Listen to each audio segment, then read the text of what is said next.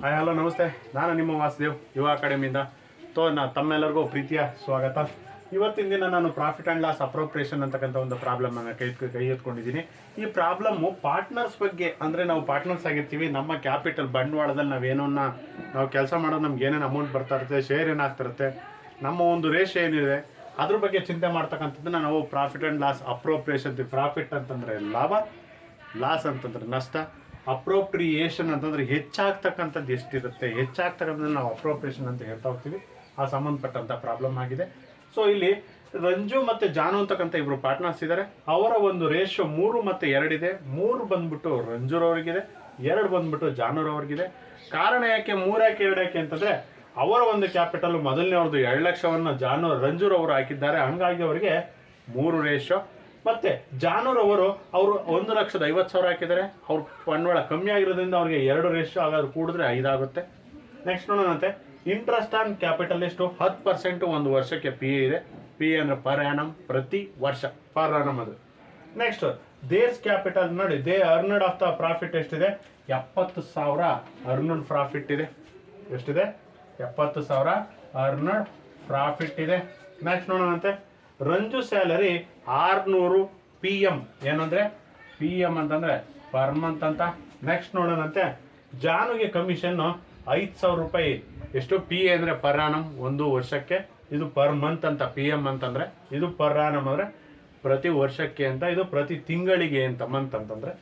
Next ಬರೋಣ, there's drawing. ಯಾರು there ಅಂತಂದರೆ ರಂಜು ಮತ್ತು ಜಾನೂರವರ ಡ್ರಾಯಿಂಗ್ಸನ್ನು ನೋಡೋಣ. ಡ್ರಾಯಿಂಗ್ಸ್ ಅಂತಂದರೆ ಸ್ವಂತ ಖರ್ಚು ಅಂತಲೇ ಹೇಳ್ತಾ ಹೋಗ್ತೀವಿ. ಅಲ್ಲಿ 10,000 ಮತ್ತು 8,000 ಅವರವರ ಖರ್ಚುಗಳಿದೆ. ನೆಕ್ಸ್ಟ್ ನೋಡೋಣಂತೆ, ಸ್ವಂತ ತಗೊಂಡ್ಕೊಂಡು ಬಿಸ್ನೆಸ್ ದುಡ್ಡನ್ನ ಸ್ವಂತಕ್ಕೆ ಬಳಸಿರೋದನ್ನ ನಾವು ಡ್ರಾಯಿಂಗ್ಸ್ ಅಂತ ಹೇಳ್ತಾ ಹೋಗ್ತೀವಿ. ನೆಕ್ಸ್ಟ್ ನೋಡೋಣಂತೆ, ದ ಇಂಟ್ರೆಸ್ಟ್ ಆನ್ ಡ್ರಾಯಿಂಗ್ 400 ಮತ್ತು 500. 500 ಅಂತಕ್ಕಂಥದ್ದು ನಮ್ಮ ಜಾನೂರವರಿಗಾದರೆ, ರಂಜುರವರಿಗಾದರೆ 500, ಜಾನೂರವರಿಗೆ 400 ಅಂತಕ್ಕಂಥದ್ದಿದೆ. Next there's interest on 5% drawing. Interest on drawing 5% ಅಂತ ಕೊಟ್ಟಿದ್ದಾನೆ. ಇಷ್ಟನ್ನು ನಾವು ಗಮನಿಸ್ತಾ ಹೋಗ್ತೀವಿ ಪ್ರತಿಯೊಂದು ಪ್ರಾಬ್ಲಮಲ್ಲೂ. ಈ ಪ್ರಾಫಿಟ್ ಆ್ಯಂಡ್ ಲಾಸ್ ಅಪ್ರೋಪ್ರಿಯೇಷನ್ಗೆ ಸಂಬಂಧಪಟ್ಟಂಥ ಎಲ್ಲ ಕೀ ಪಾಯಿಂಟ್ಸ್ಗಳನ್ನು, ಎಲ್ಲ ಯಾವ್ಯಾವ ರೀತಿ ಕ್ವಶನ್ಸಲ್ಲಿ ಇರುತ್ತೆ ಅನ್ನೋದನ್ನು ನಾನು ಪ್ರತಿಯೊಂದನ್ನು ನಾನಿಲ್ಲಿ ಮೆನ್ಷನ್ ಮಾಡಿದ್ದೀನಿ. ಅದನ್ನು ತಾವು ಗಮನ ಇಟ್ಟು ನೋಡ್ಕೊಬೇಕು ಅಂತ ನಾನು ನಿಮ್ಮ ಮೂಲಕ ಹೇಳ್ತಾ, ಈಗ ನಾನು ಪ್ರಾಬ್ಲಮಿಗೆ ಬಂದ್ಬಿಡ್ತೀನಿ. ಈಗ ನಾವೊಂದು ಫಾರ್ಮೆಟನ್ನು, ಒಂದು ಟೇಬಲನ್ನು ನಾವು ಹಾಕ್ಕೊಟ್ಟಿದ್ದೀವಿ. ಈ ಟೇಬಲಲ್ಲಿ ಡೆಬಿಟ್ ಅಂತೀವಿ. ಡೆಬಿಟ್ ಅಂತಂದರೆ ನಮ್ಮಿಂದ ಹೋಗ್ತಕ್ಕಂಥದ್ದು, ಅದು ನಮಗೆ ಲಾಸ್ ಆಗ್ತಕ್ಕಂಥದ್ದು. ಹಾಗಾಗಿ ನಾನು ನಿಮ್ಗೆ ಅರ್ಥ ಆಗಲಿ ಅಂತ ಮೈನಸ್ ಅಂತ ಹಾಕಿದ್ದೀನಿ. ಇಲ್ಲಿ ಕ್ರೆಡಿಟ್ ಅಂತ ಹಾಕಿದ್ದೀನಿ, ನಮಗೆ ಬರ್ತಕ್ಕಂಥದ್ದು ಅಥವಾ ನಮ್ಮ ದುಡ್ಡು. ಹಾಗಾಗಿ ನಿಮ್ಗೆ ಅರ್ಥ ಆಗಲಿ ಅಂತ ಪ್ಲಸ್ ಅಂತ ಹಾಕಿದ್ದೀನಿ. ಇನ್ಕಮ್ ಅಂತೀವಿ ಪ್ಲಸ್ ಅಂತಂದರೆ. ಆಯಿತು, ಪ್ರಾಬ್ಲಮ್ಗೆ ಬರೋಣ. ಇಲ್ಲಿ ಬೈ ಮತ್ತು ಟು ಅಂತ ಹಾಕ್ತೀವಿ. ಬೈ ಅಂದರೆ ಮೂಲಕ, ಟು ಅಂತಂದರೆ ಯಾರಿಗೆ, ಎಲ್ಲಿಗೆ, ಯಾರಿಗೆ ಕೊಡ್ತಾ ಇದ್ದೀವಿ ಅನ್ನೋದು ಟು ಅಂತ ನಮಗೆ ಸಂಬಂಧಪಡುತ್ತೆ. ಸೊ ಇದೊಂದು ನಮಗೆ ಟೇಬಲನ್ನು ಹಾಕಿದ್ರೆ ನಮಗೆ 2 ಮಾರ್ಕ್ಸ್ ಪಕ್ಕಾ ಇರುತ್ತೆ. 2 ಮಾರ್ಕ್ಸ್, 2 ಮಾರ್ಕ್ಸ್ ಇರುತ್ತೆ. ಈಗ ನಾವು ಪ್ರಾಬ್ಲಮಿಗೆ ಬರ್ತಾ ಇದ್ದೀವಿ. ಪ್ರಾಬ್ಲಮಿಗೆ ಬರಬೇಕಾದ್ರೆ ನಾವು ಪಾರ್ಟ್ನರ್ಸನ್ನು ನೋಡ್ದೋ. ಈಗ ಮೊದಲನೇದಾಗಿ ನಾವಿಲ್ಲಿ ಇಂಟ್ರೆಸ್ಟ್ ಆನ್ ಡ್ರಾಯಿಂಗನ್ನು ತೆಗೆದುಕೋತೀವಿ. ಏನು ತೆಗೆದುಕೋತೀವಿ? ಇಂಟ್ರೆಸ್ಟ್ ಆನ್ ಡ್ರಾಯಿಂಗ್ ಅಲ್ಲ, ಕ್ಯಾಪಿಟಲನ್ನು ತೆಗೆದುಕೋತೀವಿ. ಇಂಟ್ರೆಸ್ಟ್ ಆನ್ ಕ್ಯಾಪಿಟಲನ್ನು ತೆಗೆದುಕೊಂಡು, ಮೊದಲನೇವರು ಯಾರು? ರಂಜು ಅಂತಕ್ಕಂಥ ಪಾರ್ಟ್ನರ್ ಇದ್ದಾರೆ. ರಂಜು ಅಂತಕ್ಕಂಥ ಪಾರ್ಟ್ನರ್ಗೆ 2 ಲಕ್ಷ ಕ್ಯಾಪಿಟಲ್ ಇದೆ. ಮತ್ತು ಜಾನು ಅಂತಕ್ಕಂಥವ್ರಿಗೆ ಎಷ್ಟಿದೆ? 1,50,000 ಇದೆ. ಎಷ್ಟಿದೆ? 1,50,000 ಮತ್ತು 2 ಲಕ್ಷ ಇದೆ. ಸೊ ಇದಕ್ಕೆ ನಮಗೆ ಇಂಟ್ರೆಸ್ಟ್ ಆನ್ ಕ್ಯಾಪಿಟಲ್ 10% ಅಂತ ಕೊಟ್ಟಿದ್ದಾನೆ. ನಾವು ಅದನ್ನು ಚಾರ್ಜ್ ಮಾಡೋಣಂತೆ. 10/100, 10/100 ಹಾಕಿದ್ರೆ ನಮಗೆ ಇದಕ್ಕೆ 20,000 ಬರುತ್ತೆ. ಇದಕ್ಕೆ 15,000 ಬರುತ್ತೆ. ಅರ್ಥ ಆಯಿತು ಅಂತ ನಾನು ಅಂದ್ಕೊಂಡಿದ್ದೀನಿ. ಇಂಟ್ರೆಸ್ಟ್ ಆನ್ ಕ್ಯಾಪಿಟಲ್ ಎಷ್ಟು? 2 ಲಕ್ಷಕ್ಕೆ ನಮಗೆ 10% ಅಂದರೆ 20,000, ಮತ್ತು 1,50,000ಕ್ಕೆ 10% ಅಂದರೆ 15,000 ಬರುತ್ತೆ. ಇದು ನಿಮ್ಗೆ ಅರ್ಥ ಆಯಿತು. ನೆಕ್ಸ್ಟ್ ಬರೋಣ. ನೆಕ್ಸ್ಟ್ ದೇ ಅರ್ನಡ್ ಪ್ರಾಫಿಟ್ ಅಂತ ಕೊಟ್ಟಿದ್ದಾನೆ.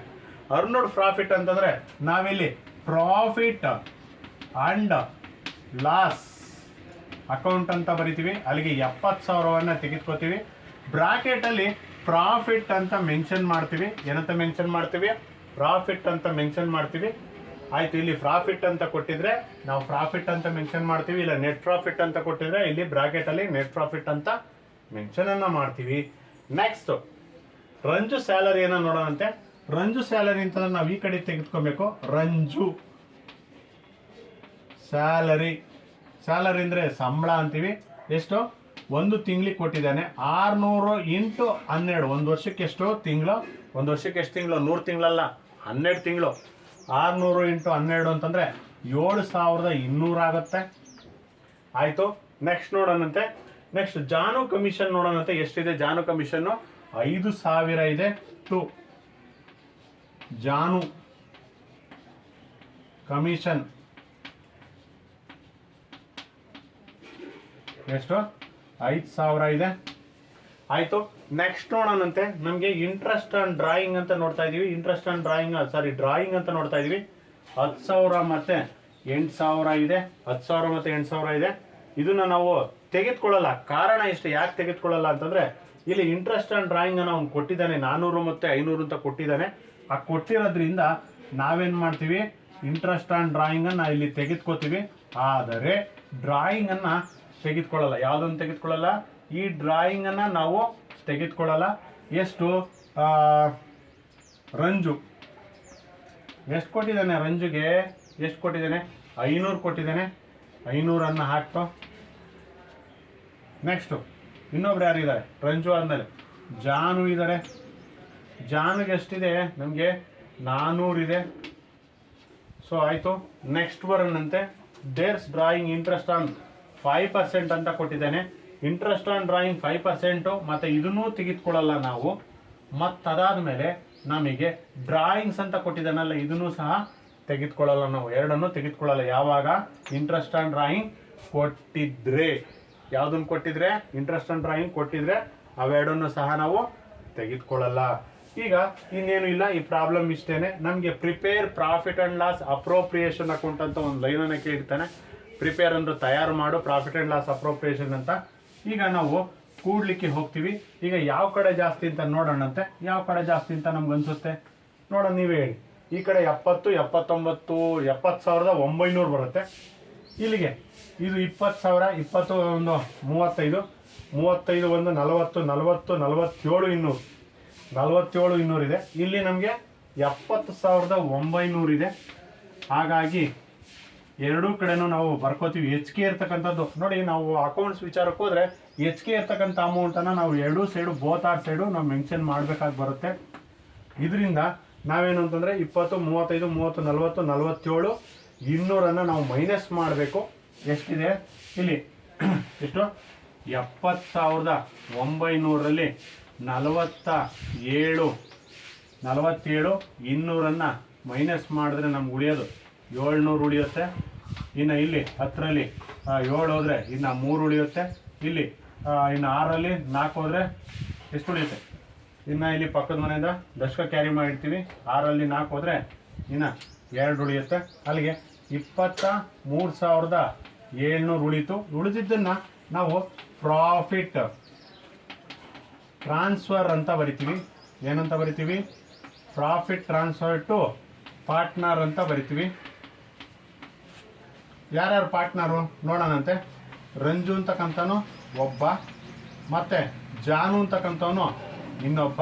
ಇವರಿಬ್ಬರಿಗೂ ಉಳಿದಿರ್ತಕ್ಕಂಥ 23,700, 23,700 ನಾನು ಇಬ್ಬರಿಗೂ ಕೊಡ್ತೀನಿ. ಇಂಟು ಹಾಕ್ಬಿಟ್ಟು ನಮಗೆ ರೇಷೋ ಇದೆ 3/5, 2/5. ಇವರಿಗೆ 3/5 ಇವನಿಗೆ ಹಾಕ್ತೀನಿ. ಇವನಿಗೆ 2/5 ಹಾಕ್ತೀನಿ. 2/5, 3/5 ಹಾಕ್ತಾಗ ನಮಗೆ ಎಷ್ಟು ಅಮೌಂಟ್ ಬರುತ್ತೆ ಅಂತ ನಾವು ನೋಡ್ತಾ ಹೋಗೋಣ. ನೋಡೋಣ ಎಷ್ಟು ಅಮೌಂಟ್ ಬರುತ್ತೆ ಅಂತ ಕ್ಯಾಲ್ಕುಲೇಷನ್ ಮಾಡೋಣಂತೆ. ಕ್ಯಾಲ್ಕುಲೇಷನ್ ಮಾಡಬೇಕು. ಎಷ್ಟು ಬರುತ್ತೆ? 29,700, 3/5 ಎಷ್ಟು ಬರುತ್ತೆ ಹೇಳಿ ನೋಡೋಣ. ಕ್ಯಾಲ್ಕುಲೇಷನ್ ಮಾಡಿ. ಇದು 23,700 ಇಂಟು 2/5 ಒಬ್ಬೊಬ್ಬರಿಗೆ ಎಷ್ಟೆಷ್ಟು ಬರುತ್ತೆ ಅಂತ ನಾವು ಕ್ಯಾಲ್ಕುಲೇಷನನ್ನು ಮಾಡೋಣಂತೆ. ಮಾಡೋದಕ್ಕಿಂತ ಮುಂಚೆ ನೀವು ಇದನ್ನು 1 by 1 ನಿಧಾನವಾಗಿ ನಾವು ತಾವು ನೋಡಬೇಕು. ನೋಡೋದ್ರ ಜೊತೆಯಲ್ಲಿ ಇಲ್ಲಿ 23,700 ಇಂಟು 3/5 ಮತ್ತು 2/5 ಎಷ್ಟು ಅಮೌಂಟ್ ಬರುತ್ತೆ ಕ್ಯಾಲ್ಕುಲೇಷನ್ ಮಾಡಿ. ಕ್ಯಾಲ್ಕುಲೇಷನ್ ಮಾಡಿ ಬೇಗ ಹೇಳಿ.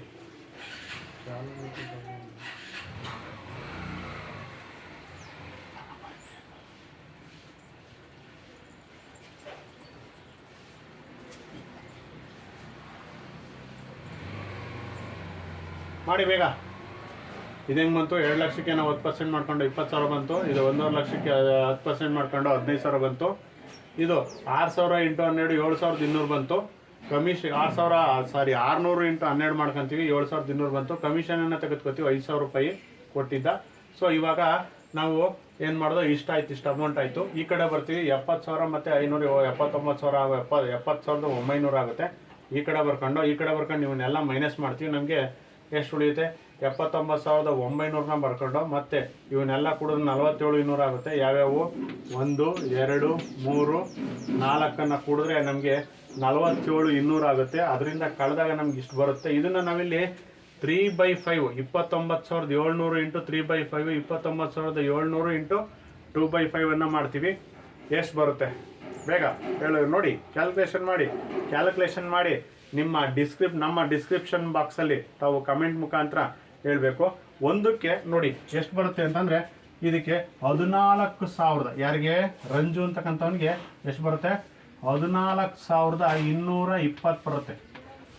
ಆಯ್ತಾ? ಎಷ್ಟು ಬಂತು? 14,220 ರಂಜು ಅಂತಕ್ಕಂಥವ್ರಿಗೆ ಬರುತ್ತೆ. ಇನ್ನು 23,700 × 2/5 23,700 × 2/5 ಮಾಡಿದ್ರೆ ಎಷ್ಟು ಬರುತ್ತೆ? ಅಲ್ಲಿಗೆ 9,480 ಬರುತ್ತೆ. 9,480 ಬರುತ್ತೆ. ಸೊ ನಾವಿಲ್ಲಿಗೆ ಲೆಕ್ಕ ಅರ್ಥ ಆಗಿದೆ ಅಂತ ನಾವು ಭಾವಿಸ್ತಾ ಈ ವಿಡಿಯೋವನ್ನು ತಾವು ಕೊನೆವರೆಗೂ ನೋಡಿ. ಎಲ್ಲೂ ಸ್ಕ್ರಿಪ್ಟ್ ಮಾಡಬೇಡಿ, ಎಲ್ಲೂ ಅದನ್ನು ನೀವು ಪೌಸ್ ಮಾಡಬೇಡಿ ಅಂತ ಈ ಮೂಲಕ ಕೇಳ್ಕೊಳ್ತಾ, ಜೊತೆಗೆ ನಮಗೆ ಕಮೆಂಟ್ ಮುಖಾಂತರ ನಮ್ಮ ವಿಡಿಯೋವನ್ನು ತಾವು ಪ್ರೋತ್ಸಾಹಿಸಬೇಕು ಅಂತ ಕೇಳ್ತಾ ಇದ್ದೀನಿ. ಜೈ ಹಿಂದ್, ಜೈ ಕರ್ನಾಟಕ ಮಾತೆ.